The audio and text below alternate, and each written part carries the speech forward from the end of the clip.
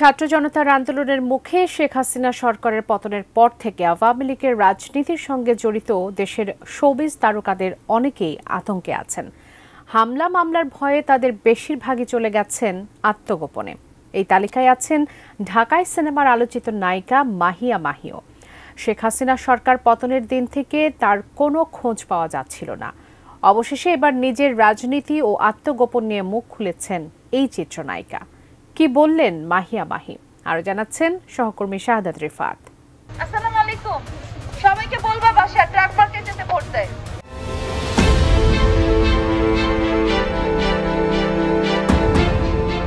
দ্বাদশ জাতীয় সংসদ নির্বাচনে নৌকার মনোনয়ন না পেয়ে রাজশাহী তানোর গোদাগাড়ি আসন থেকে ট্রাক প্রতীকে নির্বাচন করেছিলেন ঢাকায় সিনেমার জনপ্রিয় নায়িকা মাহিয়া মাহি। সে সময় সাবেক স্বামী আওয়ামী লীগ নেতা রকিব সরকারকে নিয়ে ব্যাপক জনসংযোগ করেছিলেন এই অভিনেত্রী। তবে শেষ পর্যন্ত নির্বাচনে জিততে পারেননি মাহিয়া মাহি। মূলত অভিনয়ের বাইরে চিত্রনায়িকা মাহিয়া মাহি যুক্ত আছেন রাজনীতিতেও। আওয়ামী লীগের একজন সক্রিয় কর্মী হিসেবে ছিলেন মাঠেও। প্রাণপণ চেষ্টা করেছিলেন সংসদ সদস্য হিসেবে নিজেকে প্রতিষ্ঠিত করার। এদিকে জুলাই আগস্টে ছাত্র জনতার আন্দোলনে অনেক তারকারা শিক্ষার্থীদের পক্ষ নিয়ে সরব হলেও মাহি ছিলেন নিশ্চুপ। আর 5 আগস্ট সাবেক প্রধানমন্ত্রী শেখ হাসিনার দেশ ত্যাগের পর খোঁজ পাওয়া যাচ্ছিল না এই চিত্রনায়িকার। গুঞ্জন উঠে মামলার ভয়ে নাকি আত্মগোপনে চলে যান মাহিয়া মাহি। আশা করি সবাই অনেক ভালো আছেন। এর মধ্যে সম্প্রতি বিষয়টি নিয়ে মুখ খুলেছেন চিত্রনায়িকা মাহিয়া মাহি। এটা তো প্রাণ আচার, আমাকে একটু দিস। ঠিক যেন ঘরের আচার, প্রাণ আচার। গণমাধ্যমকে তিনি বলেন, আমি কেন ভয় থাকবো? আমি এমন কোনো দুর্নীতির সঙ্গে জড়িত ছিলাম না, যার কারণে আমাকে প্রশ্নের মুখোমুখি হতে হবে। আমি সবসময় অন্যায়ের বিরুদ্ধে কথা বলেছি। আপনারা খোঁজ নিলেই তা জানতে পারবেন। ইনশাল্লাহ আপনার যদি যোগ্যতা থেকে থাকে, আপনি যদি মানুষের জন্য কিছু করে থাকেন, তাহলে অবশ্যই আপনিও জিতে বের হয়ে আসতে পারবেন।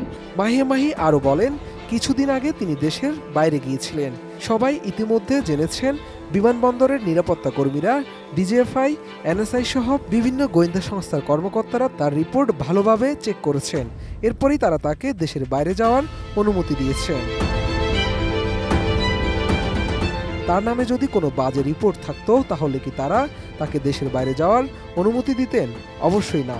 ব্যক্তি মানুষ হিসেবে তিনি একটি দলকে সাপোর্ট করতেই পারেন, তবে সেই দলের হয়ে কোনো অপরাধের সঙ্গে জড়িত আছেন কিনা সেটি দেখার বিষয়। তিনি এটুকু বলতে পারেন, তিনি কোনো অপরাধের সঙ্গে জড়িত ছিলেন না। তারা আমাকে কঠোরভাবে সতর্ক করেছে যে পরবর্তীতে যাতে এরকম না হয়, এবং আমি ইনশাআল্লাহ এটা মেনে চলব। আতঙ্কে থাকার প্রসঙ্গে মাহিয়া মাহি বলেন, মামলা অভিযোগ যে কেউই করতে পারেন। এখন যদি কেউ তার বিরুদ্ধে মিথ্যা মামলা বা অভিযোগ করেন, সেখানে তিনি কি বলবেন? যত অভিযোগই আসুক না কেন, নিরপেক্ষ তদন্ত হলে তাকে কেউ অভিযুক্ত করতে পারবেন না, কারণ তিনি এমন কোনো অন্যায় করেননি। 2012 সালে ভালোবাসার রং চলচ্চিত্রের মাধ্যমে মাহিয়া মাহির চলচ্চিত্রে অভিষেক হয়। এরপর আর পেছন ফিরে তাকাতে হয়নি তাকে। কাজ করেছেন অসংখ্য হিট সিনেমায়। অল্প সময়ের মধ্যে বাংলাদেশের সর্বোচ্চ পারিশ্রমিক প্রাপ্ত অভিনেত্রীদেরও একজন হয়ে উঠেছিলেন এই নায়িকা।